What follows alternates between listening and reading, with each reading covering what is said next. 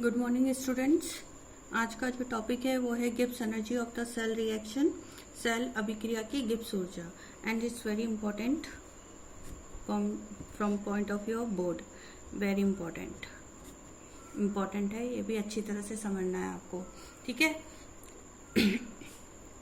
देखो, कोई भी सेल रिएक्शन होती है, during any cell reaction work is done by the cell will be equal to multiplication of total charge passed through it NF and E naught cell. It means कोई भी कार्य cell अभिक्रिया के दौरान होता है वो वह प्रवाहित आवेश NF और ई नोट सेल यानी कि मानक इलेक्ट्रोड विभव के गुणनफल के बराबर होता है। और जब भी हमें कार्य मैक्सिमम करना होता है यानी कि अधिकतम कार्य प्राप्त करना होता है, तब हमें जो चार्ज होता है, आवेश होता है, उसे उत्क्रमणीय ढंग से देना होता है। यानी कि जब W maximum we have to obtain, if we want to obtain W maximum then charge should be flow reversibly, ठीक है। तो W maximum will be equal to जाता है NF E नोट सेल के, but W maximum will be equal to loss of Gibbs energy. So और we can write, हम ऐसे भी लिख सकते हैं कि delta G equal to minus W maximum. देखो, कार्य यदि प्राप्त करना है तो वह किसकी हानि के बराबर होगा? गिब्स एनर्जी की ऊर्जा की हानि के बराबर होगा। तो गिब्स एनर्जी को हम किसके बराबर लिख सकते हैं? माइनस W मैक्सिमम लिख सकते हैं। और W मैक्सिमम की वैल्यू यदि हम NF E नोट सेल यहाँ पर रखते हैं तो वैल्यू हो जाएगी delta G will be equal to minus NF E naught cell, ठीक है। तो ये वैल्यू हो जाएगी, यही हमें लर्न करनी है कि गिब्स ऊर्जा किसके बराबर होती है? Minus NF E naught cell के बराबर होती है, ठीक है। अब यदि E naught cell, since we know that, हम जानते हैं कि जो E नोट सेल होता है वो इक्वल टू होता है 2.303 RT upon NF log Kc के। अभी कल ही निकाला, मतलब प्रीवियस लेक्चर में मैंने ये वैल्यू निकाली थी, ई नोट सेल और केसी के बीच रिलेशनशिप बताई थी इस फॉर्मूले के थ्रू। तो वो फॉर्मूला आप रख दोगे कहाँ पर? इस इक्वेशन में ई नोट सेल की जगह ये वाली वैल्यू रख दोगे पूरी। तो यहाँ पे इक्वेशन में रखने पर delta G will be equal to हो जाता है माइनस NF, और ई नोट सेल की वैल्यू हम ये वाली रख देते हैं 2.303 RT upon NF log Kc, ठीक है, log Kc। तो NF से NF कैंसिल हो गया, तो delta G will be equal to minus 2.303 RT log Kc, correct. और 2.303 और log को रिमूव करना है, हटाना है, तो delta G will be equal to हो जाएगा minus RT ln Kc, ln आ जाएगा। ये मैंने आपको पहले भी बताया था। तो डेल्टा G इक्वल टू हो जाएगा माइनस RT ln Kc। और ये इक्वेशन आपने 11th में कई न्यूमेरिकल भी किए हैं इस पे, लेकिन तब डायरेक्ट था, इस तरह का डेरिवेशन नहीं था। ये डेरिवेशन आपका 12th क्लास में है, तो इस डेरिवेशन को आप अच्छी तरह से लर्न कर लीजिए, ठीक है। अब यदि इस पे बेस्ड हम कुछ न्यूमेरिकल देखें एक दो, तो देखो न्यूमेरिकल में फर्स्ट करती हूँ, इसको ध्यान से देखना। क्वेश्चन जैसे सपोज करो एक सेल दे रखा है आपको Mg solid plus 2Ag plus, और इसकी कंसंट्रेशन दी हुई है 0.001 मोलर, ठीक है, इक्वल टू ये बना रहा है Mg प्लस 2, इसकी वैल्यू दे रखी है, मतलब कंसंट्रेशन दे रखी है 0.130 मोलर कंसंट्रेशन है, प्लस 2Ag में कन्वर्ट हो रहा है ये 2Ag सॉलिड में, ठीक है। ये टोटल रिएक्शन है हमारी। अब इस रिएक्शन में देखो लेफ्ट हैंड साइड पे क्या है? रिएक्टेंट्स हैं, और RHS पे क्या है? प्रोडक्ट्स हैं, करेक्ट। बस ये चीज़ आप थोड़ा ध्यान रखना। अब हम यदि कैलकुलेट, इसमें क्वेश्चन ये पूछा है कि कैलकुलेट ई सेल को वो कैलकुलेट करा रहा है, और ई नोट सेल की वैल्यू उसने गिवन है, दी हुई है 3.17 वोल्ट दी हुई है। तो ई नोट जो हमारा फॉर्मूला होता है, सॉल्यूशन अब करते हैं इस क्वेश्चन का, हम सॉल्यूशन निकालते हैं।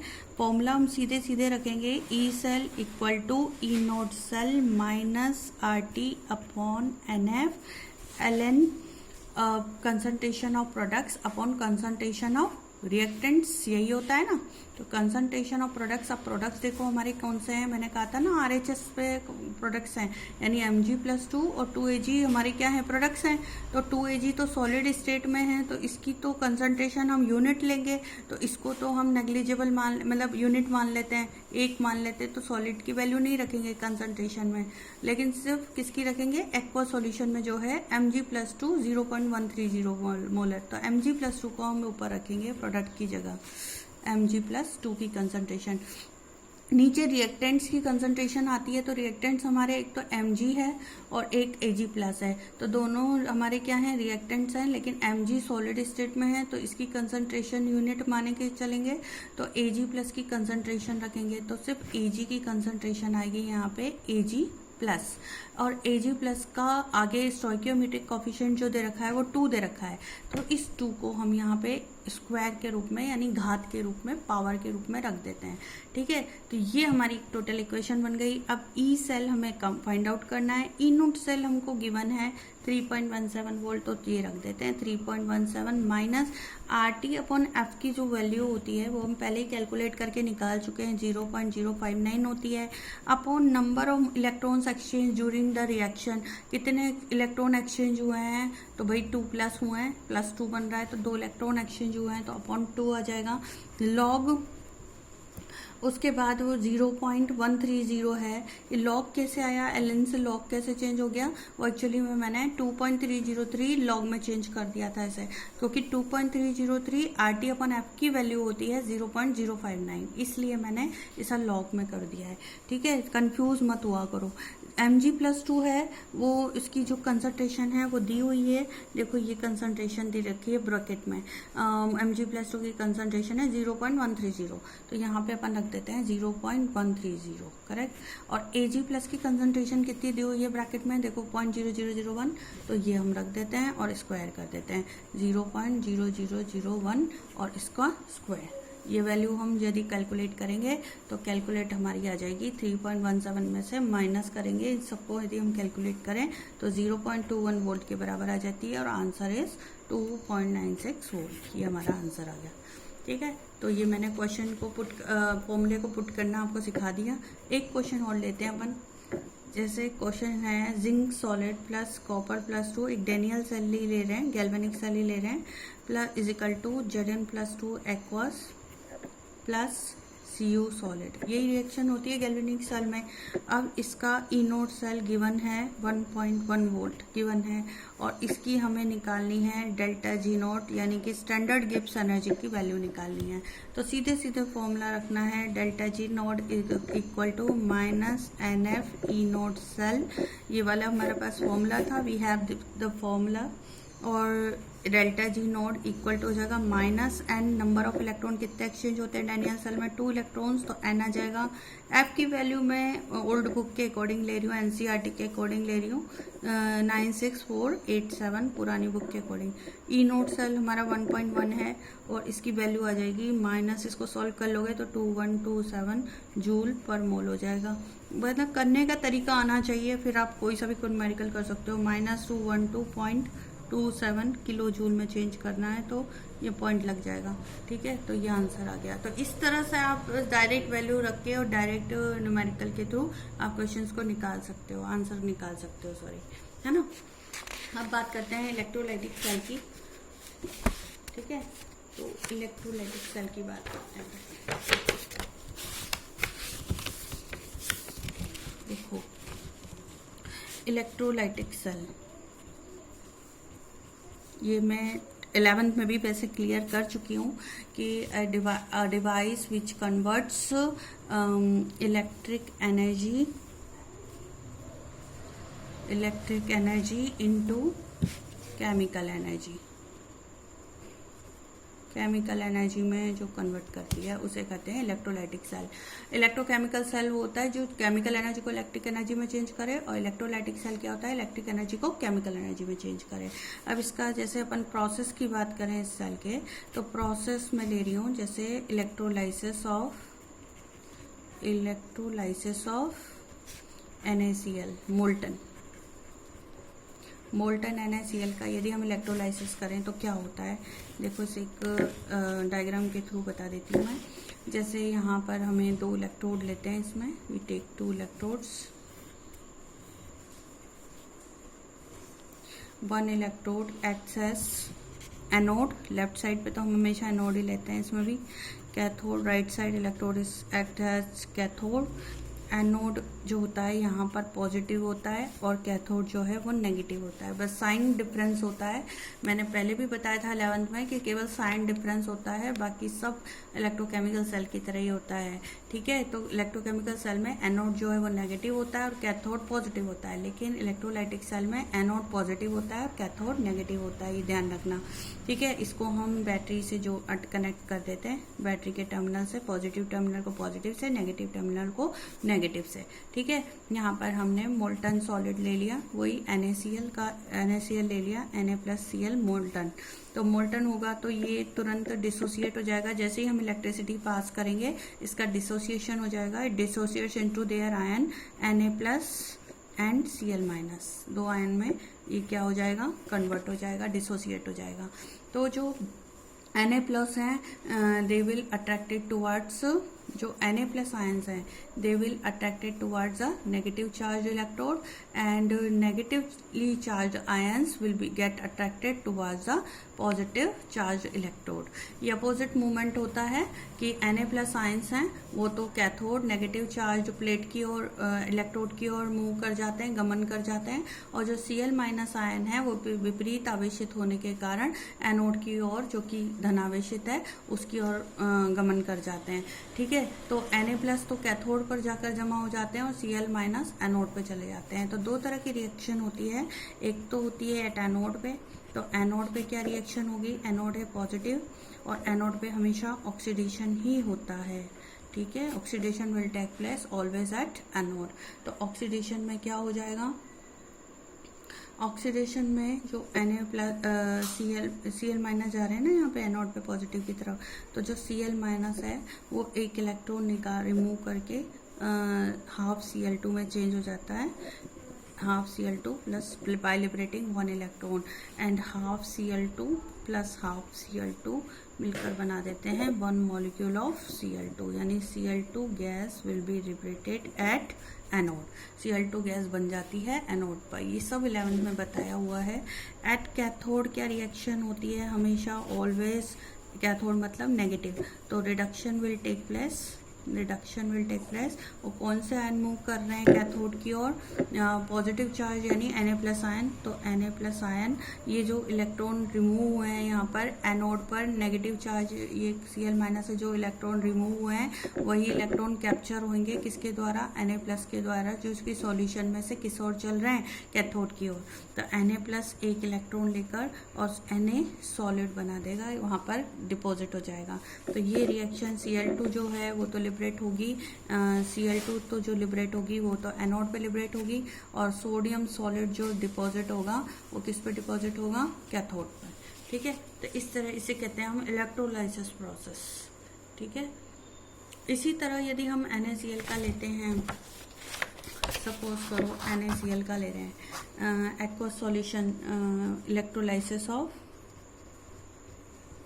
Electrolysis of aqueous solution of NaCl, थोड़ा सा चेंज होता है बस वहाँ पर, कि जैसे ये इलेक्ट्रोड है, सेल है, इलेक्ट्रोलाइटिक सेल है, यहाँ पे वही एनोड और कैथोड लेते हैं हम, ठीक है।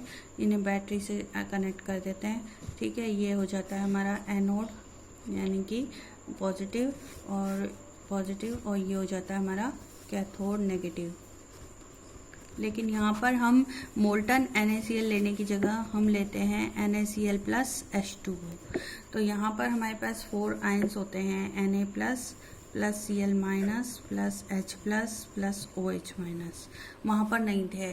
तो यहाँ पर कंपटीशन जो होता है वो Na+ और H+ के बीच में होता है कि कौन जाकर रिड्यूस होता है कैथोड पर, ठीक है। तो जो जिसका इलेक्ट्रोड रिडक्शन इलेक्ट्रोड पोटेंशियल ज़्यादा होता है उसका रिडक्शन हो जाता है। तो यहाँ पर जो H+ है उसका रिडक्शन पोटेंशियल ज़्यादा होता है, तो Na के स्थान पर in place of Na+ ion H+ ion will move towards the cathode and get reduced. तो जो कैथोड पर रिएक्शन होती है at cathode, reduction will take place, reduction होता है कैथोड पर, और जो हाफ H2 है, हाफ H2 वो एक इलेक्ट्रॉन लेकर या H प्लस जो है वो एक इलेक्ट्रॉन लेकर हाफ H2 में चेंज हो जाता है, और half H2 plus half H2 एक मॉलिक्यूल H2 का लिबरेट कर देते हैं कैथोड पर, यानी H2 gas will be liberated at cathode, ठीक है। और एट एनोड पे क्या रिएक्शन होती है? एट एनोड, एनोड का मतलब हो गया ऑक्सीडेशन विल टेक प्लेस। तो ऑक्सीडेशन में क्या होता है कि कौन से आयन चलेंगे, या तो Cl माइनस आयन या OH माइनस आयन, लेकिन Cl माइनस का ऑक्सीडेशन पोटेंशियल ज़्यादा होता है, तो ये ऑक्सीडाइज हो जाते हैं Cl माइनस जाकर, और तो Cl माइनस जो हैं वो क्या रिएक्शन दे देते हैं, Cl minus gives half Cl2 plus electron और half Cl2 plus half Cl2 मिलकर बना देते हैं Cl2 gas which is liberated at anode. Anode पे लिबरेट हो जाती है आपकी Cl2 गैस, ठीक है। तो H2 गैस तो लिबरेट हो रही है कैथोड पर, और Cl2 गैस लिबरेट हो रही है एनोड पर, ठीक है। तो सॉल्यूशन में कौन से आयंस रह गए आपके? एक तो आपका रह गया यहाँ पर सोडियम प्लस, एक तो ये रह गए क्योंकि H प्लस चले गए थे यहाँ पे रिड्यूस होने, और Cl माइनस और OH माइनस में से Cl चले गए, तो बचे कौन से? OH minus. तो Na प्लस और OH माइनस बचे सॉल्यूशन में, तो वो NaOH बना देते हैं। तो ओवरऑल जो रिएक्शन आ जाएगी वो आ जाएगी, मैं ओवरऑल रिएक्शन लिख देती हूँ यहाँ पे नीचे साइड में। ओवरऑल रिएक्शन हो जाएगी सॉल्यूशन इसकी, इस प्रोसेस की, कि हमने लिया था एक्वस सॉल्यूशन ऑफ NaCl, इसका इलेक्ट्रोलाइसिस कराया था। तो NaCl प्लस H2O गिव्स क्या क्या बनेंगे? Na प्लस एक्वस में रह गए, सॉल्यूशन में रह गए, Na प्लस OH माइनस भी एक्वस में रह गए, सॉल्यूशन में रह गए, तो ये तो बना देंगे NaOH plus H2 gas liberate होगी किस पर? कैथोड पर। H2 गैस लिबरेट हो रही, H2 गैस तो लिबरेट हो रही है कैथोड पर, और एनोड पर लिबरेट होगी Cl2 गैस। तो ये ओवरऑल रिएक्शन हो गई हमारी, ठीक है, कि NaCl का एक्वस सॉल्यूशन का इलेक्ट्रोलाइसिस कराने पर एक तो NaOH बनता है, H2 गैस बनती है और Cl2 गैस बनती है, ठीक है। और यहाँ पे जबकि क्या हो रहा था, सोडियम डिपॉजिट हो रहा था और Cl2 गैस बन रही थी ओनली। तो दोनों की इलेक्ट्रोलाइसिस प्रोसेस में डिफरेंस है। यहाँ पे हमने NaCl एक्वा सॉल्यूशन लिया है और यहाँ पे हमने NaCl मोल्टन लिया है, ये दोनों केस डिफरेंट है, तो डिफरेंट प्रोडक्ट्स बनेंगे इसके इलेक्ट्रोलाइसिस से, ठीक है। अब नेक्स्ट सेक्शन में मैं फैराडेज लॉ लूँगी ऑफ इलेक्ट्रोलाइसिस। 2 फैराडेज लॉज हैं, ठीक है, वो लेंगे हम नेक्स्ट सेक्शन में। Thank you very much.